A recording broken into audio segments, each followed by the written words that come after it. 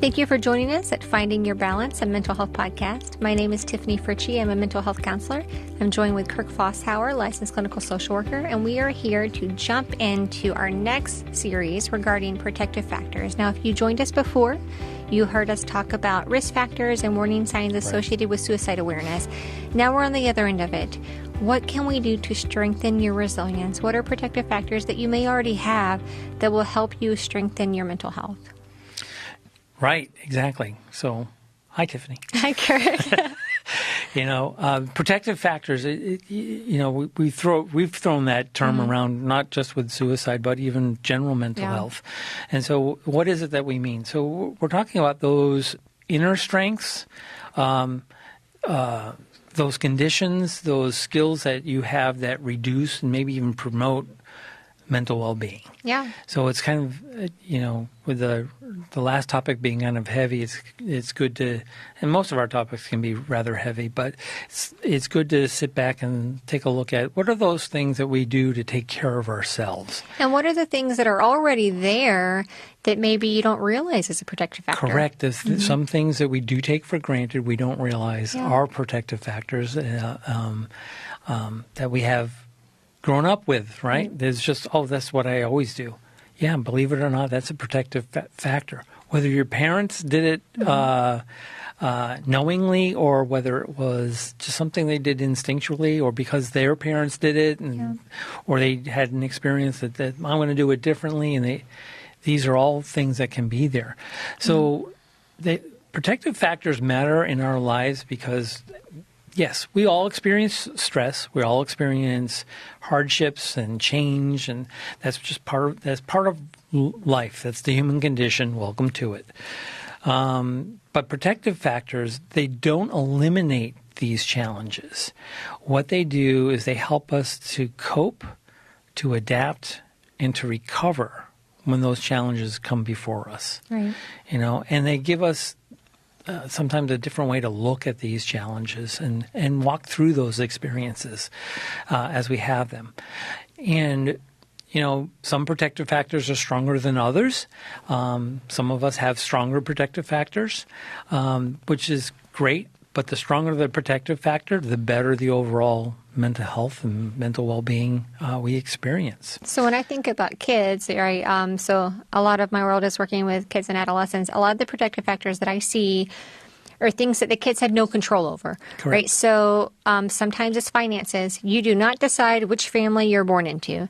You do not decide which economic bracket you're born into.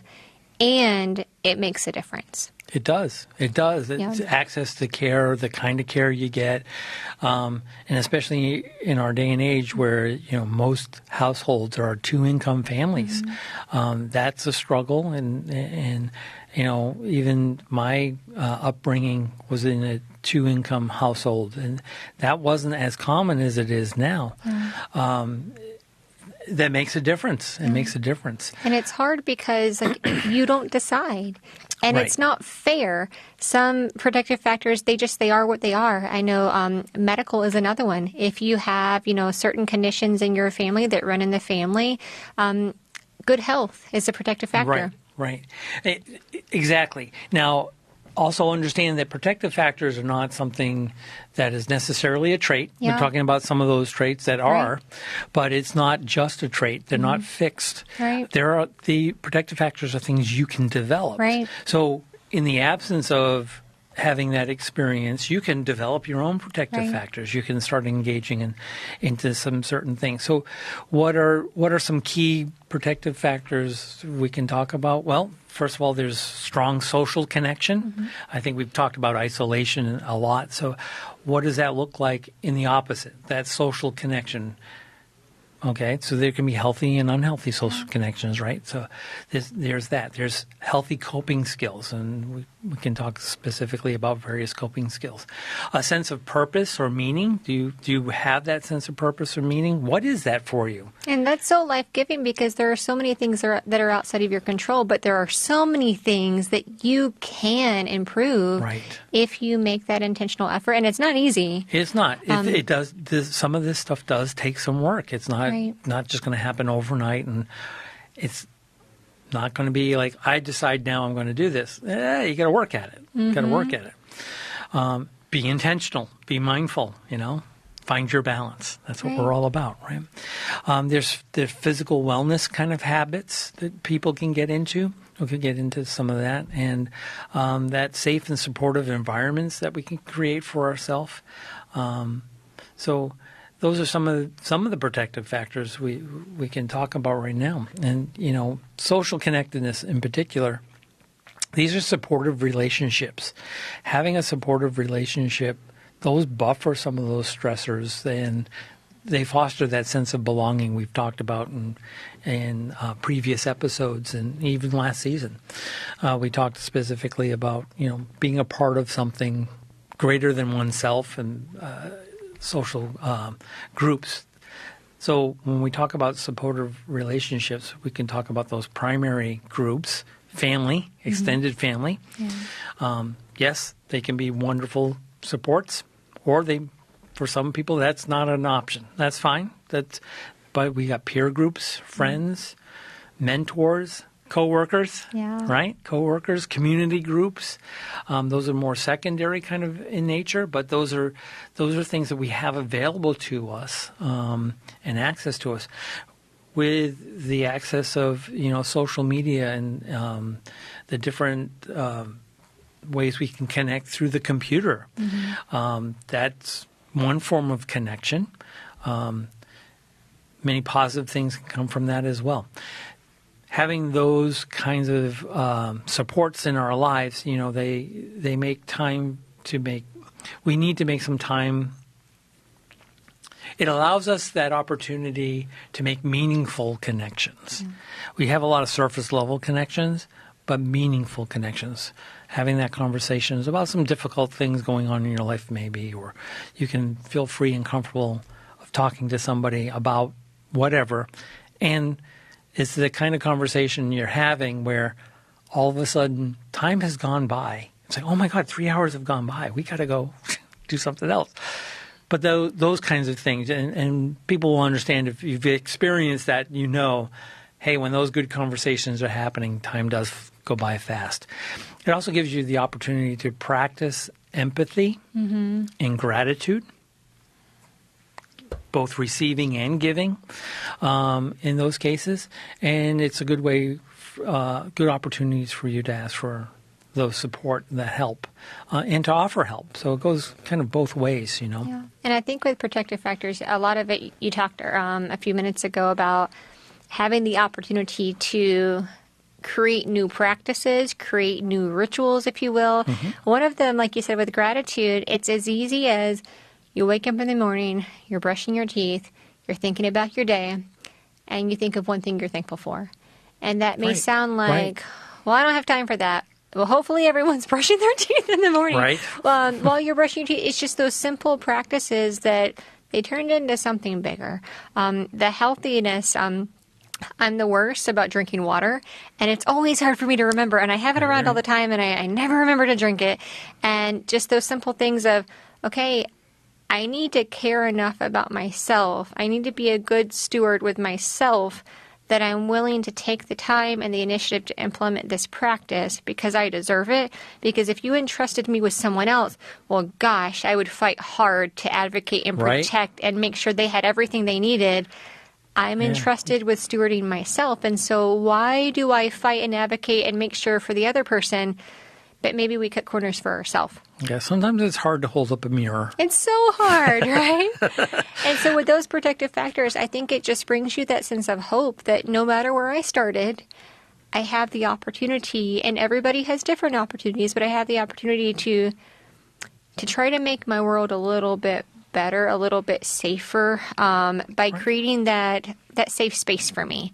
And like you said, a lot of it starts with community, finding that connection, finding a purpose. And those are not like easy things. They're hard, but they can be accomplished if you really focus on what can I do today? And maybe all I can do today is wake up and brush my teeth and think of one thing I'm thankful for. Right. And then maybe tomorrow I can do something different. But slowly you start to build that protective environment where you feel a little bit safer and you're not alone. Right.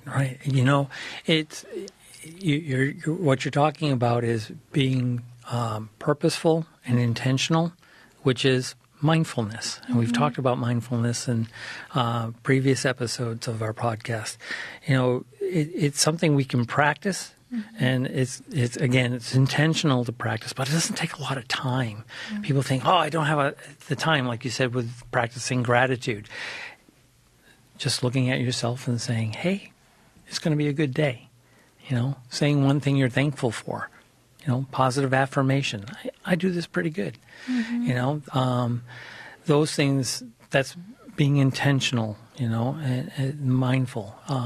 Practicing ways to relax. While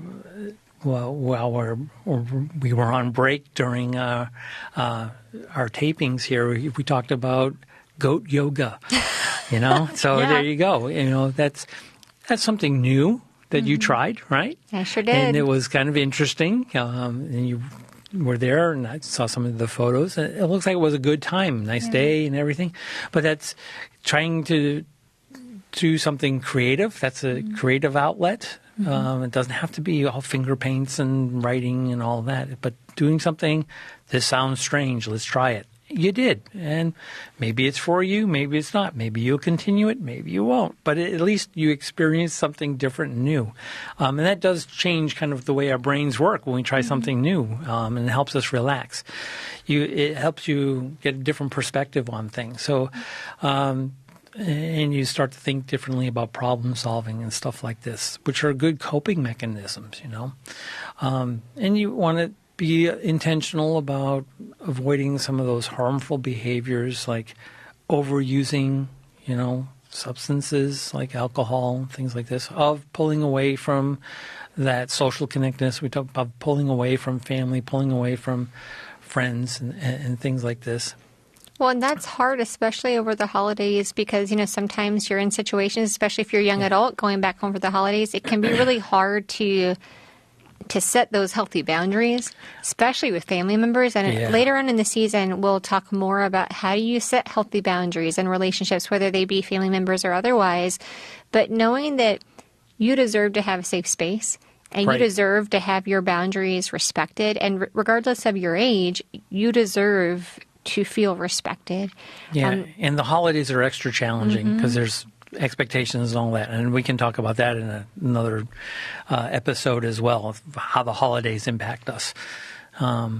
So, yeah, you're right. It's looking at all the way we get back to our family, and we go right back to what we were. So, you leave here at 25, going back home. You're back to being 10 again because you're treated that way when you go back home. But it can be hard. It can be. It can be a challenge because you've gone off and done your own thing, and then you go home again, and it's like, I don't understand. We talked about one of the protective factors being, having a sense of purpose and meaning. And what that kind of looks like is having a sense of direction that you have in your life, how motivated you are to move certain things. Do you have certain goals? It can be found either in relationships or in work, volunteering, or just doing something that you want to do, learn something new, and growing personally. So it doesn't have to involve other people, but just what you want to do with yourself, And that gives you a stronger sense of self and reduces those hopelessness feelings that we can sometimes get when we get inundated with issue after issue. And it comes and goes in waves because we've all experienced that, Things will go along smoothly for a while, and yay, we're at the top, we're doing great. And then the next wave hits, boom, and it's negativity. It's like, oh my God. And it can wear you down. It can beat you down. But practicing some of these skills to develop protective factors can help kind of, lift you up and try to make doing things with a purpose normal. Make it part of your everyday life. Well, and sometimes it can be so hard to give yourself grace when you're not there yet. Yes, it is. I was at a conference a couple of months ago. You were at the same conference, and there was a speaker who talked about how one of her clients was struggling with motivation to brush their teeth. And they were kind of troubleshooting and figuring out, okay, this is a very real barrier. This is a real struggle for you, or struggle. What can we do to get you where you need to be? And they figured out, oh my gosh, if I just had a toothbrush everywhere I was, in my purse, by my bed, wherever I am, I can just do it then. And they found this pre-pasted, single-use toothbrushes, which are terrible for the planet, but like it is what it is. And and this was in an open conference. She said that the client said, well, gosh, I feel guilty using these because, isn't this bad? And the therapist said, she looked at her and she said, I'm not interested in saving the planet if you're not on it. And that cut to the core of wow, what a statement. That was good. Yeah. Man, let's meet you wherever you are and have grace wherever you are. Whatever protective factor you need in that moment, let's get you there and bring you past that when you're ready. And if that means having pre-pasted toothbrushes, let's do it.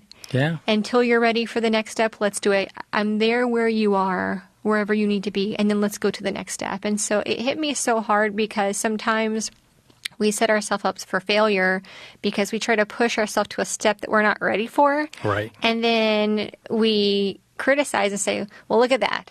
Right. So right?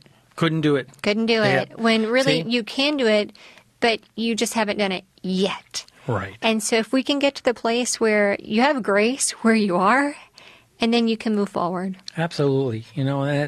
That's a way of taking care of yourself, is giving yourself grace. And that protective factor, what do I need right now to take care of myself?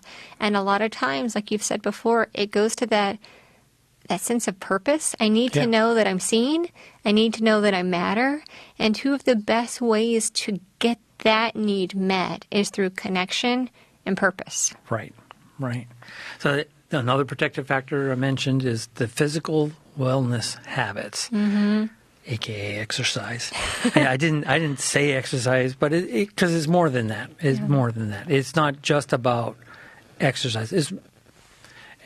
When we say exercise, people think of going to Gold's Gym and lifting weights and doing. No, that's not what I mean here. So it's really rephrasing it as physical wellness habits. We're talking about a much larger picture. I'm referring to a much larger picture, such as it's. The body is connected to the mind. The head and body are attached to each other. Yes, people, when it's all together. We're not a Lego set. They all have to work together. And when they're working together, it's great. So ways to kind of, build resiliency there or start practicing that is, taking a look at your sleep habits. What are they like? Are you getting enough sleep? Sleep habits is a good thing. Regular movement. Mm-hmm. Notice I didn't say exercise. I said regular movement. Often when I do a talk on relieving stress and doing exercise and stuff like this, I'm not talking about that Gold's Gym thing. I just get out of your chair and walk around. Mm-hmm. Movement. And a lot of our work nowadays is stuck with a computer. Well, change the scenery. Just turn your head. That can be enough sometimes. But regular movement, I mean getting out of the chair and just walking around the office, walking down the hall, walking around the building. Mm-hmm. Just go for a little walk, that kind of thing. Talk about nutrition. Look at your food intake. What you put in your body can affect how you think and how you feel. And actually, I think we're going to have a guest speaker come in and share with us that whole process about nutrition and things like this. And, be aware of your screen time.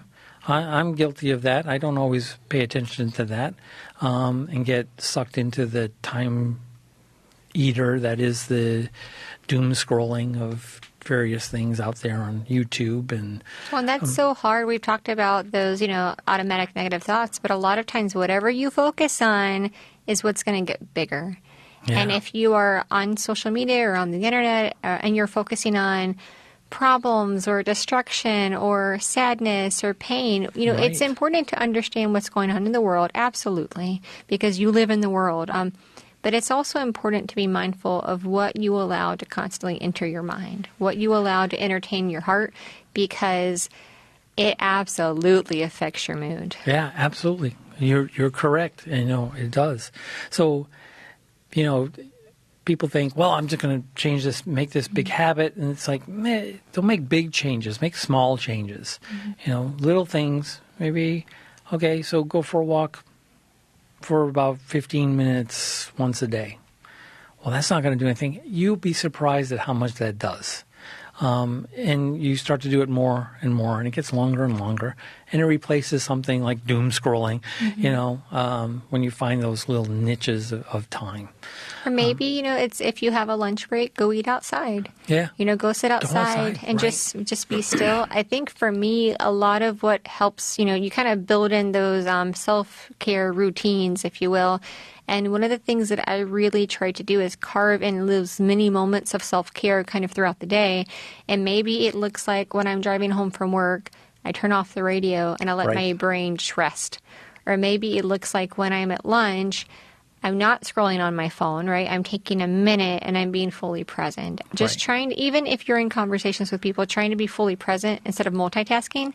And you'll notice how difficult it can be if you're used to multitasking. It's like, oh no, I got so many things to do. Right? But the quality of your connection is so much different if you are all in when you're in those moments. So part of what you're talking about there is really another protective factor is creating that supportive environment that allows for that. Shutting off the computer, stepping away from it for a few minutes to have your lunch, going outside. We live in Florida, so there's opportunities for us to go outside, sit under a tree, and have our lunch, or just go outside, sit under a tree, to have that. So other things you can do to really start to create an environment that is supportive is encourage open communication, with one another, with those around you. Promote acceptance and respect for one another, and understand there's going to be different viewpoints. We're not always going to agree. Even the best of friends don't agree on everything, but what makes them good friends is the fact that we understand we have those differences and we talk through them, and there's those opportunities where you need to understand it's okay that we can agree to disagree, and then we've got a climate out there that tends to be more adversarial when trying to discuss our differences rather than just talk about those differences and understand we're different. We're all different.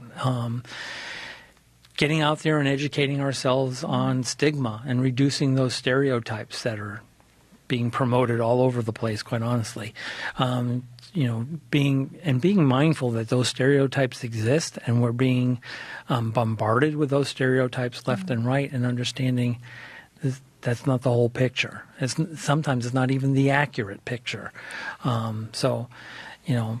Think about that, and fostering a sense of being part of, we're part of a larger team, things like this. And then knowing when you need to reach out. We talk about this constantly throughout our podcast, is, knowing those resources that are out there. Do you know who you can turn to that you trust so much to open up to, talking to a trusted friend? Do you know where those support groups are that many communities have? Most people don't know about Peace River Center services, because they've never had to access them. But it's, and then when they do, people only have a frame of reference of how they have accessed the services at Peace River Center or other counseling, community mental health organizations, and so taking that opportunity to educate oneself on what's available. And some resource we can give you right now that can help you with that is 211. They're large, and that's true in any community. 211, you dial 211, they know largely about several community resources, about housing, about food, about finances, mental health counseling, substance use counseling. So there's a lot of things that folks can get into.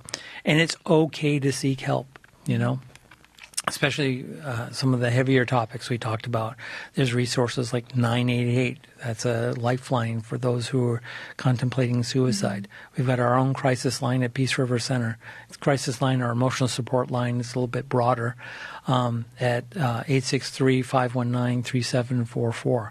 These are all things that, all come together, and they all interact, and they overlap.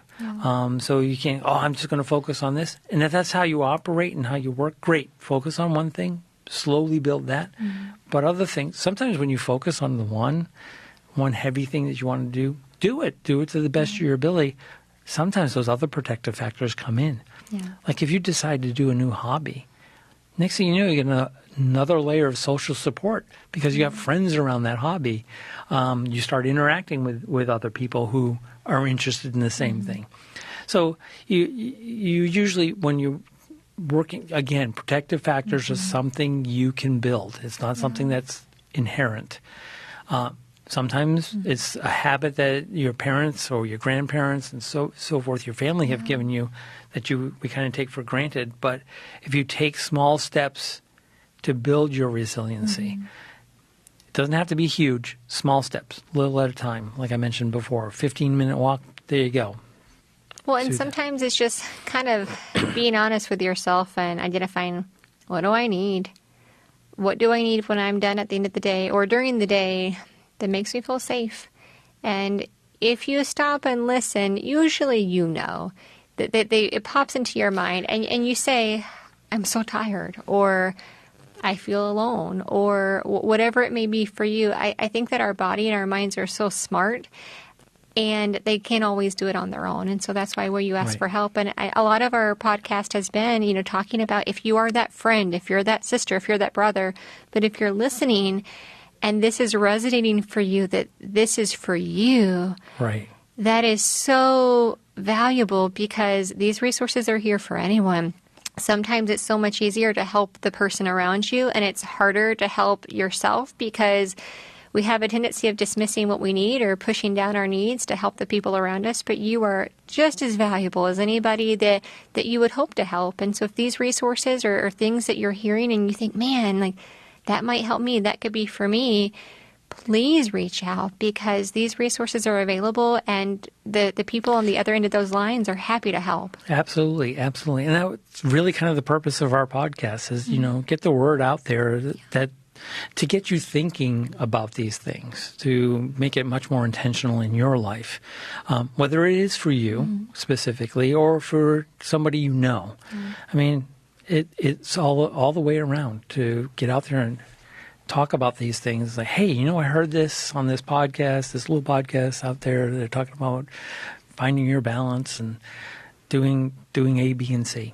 And those protective factors really are the premise behind the name of our podcast, that life changes constantly. Yep. And you have to constantly be, finding the new balance and the new season of what do I need now? Because the season that I'm in now might be completely different than the season that I just left and the season that I'm going into. And what do I need now to have that balance? And maybe it's finding a new community. Maybe it's finding a new support system. Maybe it's developing a support system for the first time. Whatever you need, reach out, ask for help, ask for those things. And there is a community of support waiting for you. Absolutely. Absolutely. So thank you for joining us on this talk about protective factors.